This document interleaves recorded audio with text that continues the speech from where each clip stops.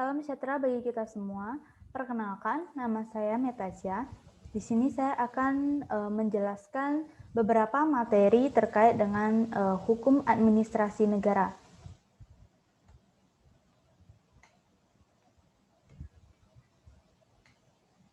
Pertama, pengertian HAN. Menurut para ahli, menurut Utrecht, hukum administrasi negara atau hukum pemerintahan yang menguji hubungan hukum istimewa yang diadakan akan memungkinkan para pejabat administrasi negara melakukan tugas mereka yang khusus. Sedangkan menurut Oppenheim, hukum tata negara menggambarkan negara dalam keadaan diam atau state in rest. Sedangkan hukum administrasi negara menggambarkan negara dalam keadaan bergerak. Jadi dapat disimpulkan bahwa hukum administrasi negara adalah hukum yang mengatur tentang tingkah laku para pejabat atau pemerintah dalam menjalankan tugasnya. Apa aja sih tugas mereka? Yaitu untuk memenuhi kebutuhan masyarakat, kebutuhan warga negara sebagai kebutuhan mereka yang wajib dijaminkan oleh negara. Contohnya apa? Contohnya negara Indonesia, warga negara Indonesia diberikan KTP atau kartu tanda penduduk. Hal ini dikarenakan negara wajib menjamin status seorang warga negaranya. Yang kedua, ciri-ciri hukum administrasi negara. Yang pertama, menguji hubungan istimewa antara negara dan warga negaranya. Yang kedua, adanya para pejabat pemerintah. Yang ketiga, melaksanakan tugas-tugas istimewa. Yang keempat ini kita akan membahas tentang perbedaan hukum administrasi negara dan hukum tata negara, HAN dan HTN. Yang pertama, HAN itu mempelajari tentang proses organ negara, sedangkan HTN itu mempelajari tentang organ negara. Misalnya, HAN ini mempelajari tentang proses-proses sidang atau pelaksanaan sidang di dalam sidang DPRD. Sedangkan HTN ini mempelajari tentang DPRD atau contoh lainnya itu HTN itu mempelajari tentang daerah otonom. Sedangkan HAN itu mempelajari tentang kewenangan kepala daerah otonom dalam mengelola daerahnya. Yang kedua adalah negara dalam HAN itu menggambarkan negara dalam keadaan bergerak, sedangkan HTN itu menggambarkan negara dalam keadaan diam. Ini seperti yang disebutkan oleh ahli yang tadi Oppenheim. Artinya itu adalah HAN itu mempelajari tentang aturan-aturan yang harus dilaksanakan oleh pemerintah negara. Sedangkan HTN itu adalah mempelajari tentang misalnya fungsi lembaga negara atau hubungan antar lembaga negara atau cara berdirinya negara. Secara singkatnya diartikan sebagai HTN itu mempelajari tentang hal-hal yang tidak perlu dilaksanakan, sedangkan HAN itu mempelajari tentang aturan-aturan yang harus dilaksanakan. Ada tindakannya. Yang ketiga perbedaannya adalah HAN itu bersumber dari ideal dan sumber faktual, sedangkan HTN itu bersumber dari hukum tertulis dan hukum tidak tertulis. Yang keempat, perbedaannya HAN itu sering disebut dengan dinamis dan HTN itu sering disebut dengan statis. Ini artinya sama dengan perbedaan yang kedua tadi, yaitu negara dalam keadaan bergerak dan negara dalam keadaan diam. Selanjutnya, sumber hukum administrasi negara. Seperti yang tadi sudah kita bahas di perbedaan HAN dan HTN, yaitu sumber HAN itu ada sumber ideal dan sumber faktual. Berikut sumber-sumbernya yaitu Pancasila, Undang-Undang Dasar 1945, TAP MPR, Perpu, PP, Kepres, Permen dan Kepmen, Perda dan Kepkada, jurisprudensi, hukum tidak tertulis, hukum internasional, Keptun dan doktrin. Selanjutnya kita akan bahas tentang negara hukum. Apa itu negara hukum? Dalam bukunya Didi Nazmi Yunus mengatakan bahwa negara hukum adalah negara yang berlandaskan atas hukum dan keadilan bagi warganya. Artinya itu negara hukum itu dalam segala tindakannya itu menjunjung tinggi hukum, berlandaskan hukum, dan di dalamnya terkandung keadilan bagi setiap warga negaranya. Negara Indonesia sebagai negara hukum. Dari mana kita tahu? Yang pertama nih, dalam Undang-Undang NKRI tahun 1945, Pasal 1 ayat 3 mengatakan bahwa negara Indonesia adalah negara hukum. Yang kedua, dalam pasal 10 dalam bab 10 pasal 27 ayat 1 menyatakan bahwa setiap warga negara memiliki kedudukan yang sama di hadapan hukum dan menjunjung tinggi hukum. Yang dalam pasal 28 ayat 5 berbunyi bahwa setiap penegakan dan perlindungan hak asasi manusia itu dituang dalam undang-undang negara kita. Jadi dari ketiga pernyataan tersebut secara teori dapat dinyatakan bahwa negara Indonesia adalah negara hukum. Unsur-unsur negara hukum. Suatu negara dapat dikatakan sebagai negara hukum jika memenuhi unsur-unsur tersebut. Yang pertama adalah adanya perlindungan hak asasi manusia.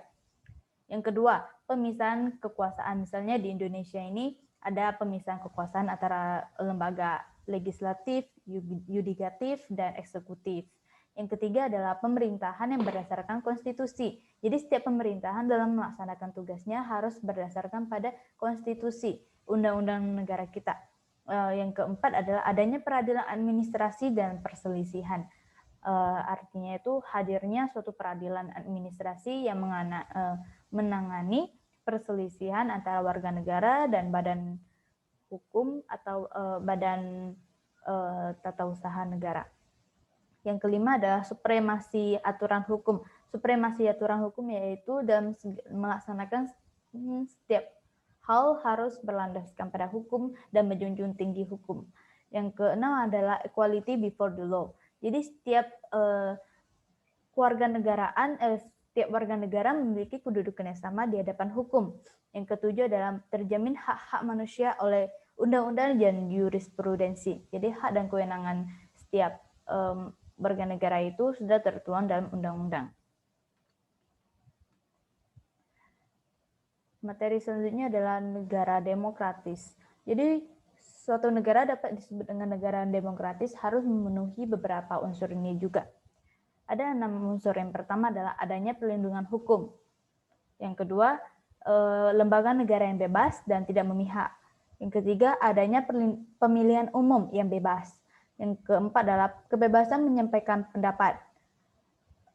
Kelima, kebebasan berserikat dan melakukan oposisi. Keenam, kesadaran akan kebangsaan. Jadi, apakah Indonesia sudah termasuk dalam negara demokrasi? Jawabannya iya, karena Indonesia telah memenuhi 6 unsur tersebut. Yang pertama, adanya perlindungan hukum. Indonesia melindungi hak asasi manusia. Yang kedua adalah lembaga negara yang bebas dan tidak memihak. Ya, Indonesia memiliki. Yang ketiga, adanya pemilihan umum yang bebas. Ini dapat kita lihat dari negara Indonesia yang menganut kedaulatan tertinggi di tangan rakyat. Yang keempat, kebebasan menyampaikan pendapat. Yang kelima, kebebasan berserikat dan melakukan oposisi. Dalam Undang-Undang Nomor 2 Tahun 2008 disebutkan bahwa setiap orang berhak untuk bergabung dalam partai politik. Yang keenam adalah kesadaran akan kebangsaan, seperti pendidikan sivil gitu ya. Dari sejak kita SD, SMP, SMA sampai kita kuliah, tetap masih terdapat mata kuliah ataupun mata pelajaran KWN atau PKN, pendidikan kewarganegaraan. Jadi Indonesia sudah merupakan negara demokrasi. Selanjutnya, sengketa dalam tata usaha negara. Suatu sengketa dapat dikatakan sebagai sengketa tata usaha negara jika sudah memenuhi beberapa ciri-ciri tersebut. Yang pertama adalah para pihak yang bersengketa. Para pihak yang bersengketa itu adalah pihak penggugat dan pihak tergugat. Pihak penggugat dalam sengketa tata usaha negara harus berupa warga negara. Sedangkan tergugatnya harus berupa badan atau pejabat tata usaha negara. Yang kedua adalah diselesaikan di pengadilan tata usaha negara. Diselesaikan di pengadilan tata usaha negara artinya sengketa tersebut, sengketa yang digugat tersebut harus diselesaikan di pengadilan tata usaha negara, tidak boleh di pengadilan negeri atau pengadilan agama atau pengadilan lainnya.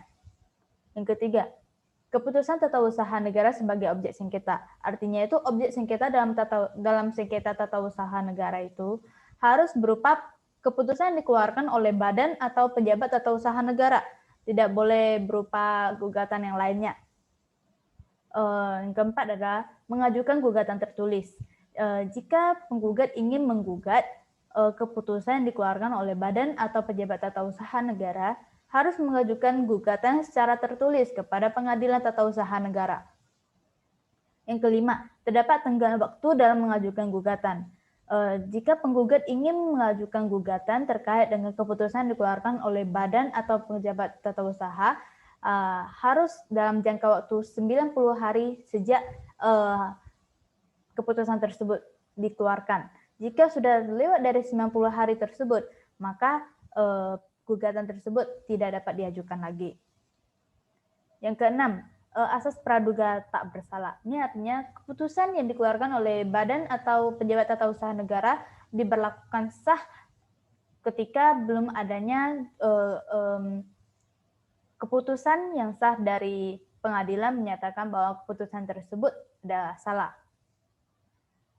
Ketujuh, peradilan in absentia. Ini artinya pihak tergugat atau kuasa dari tergugat tersebut tidak hadir dalam sidang pengadilan.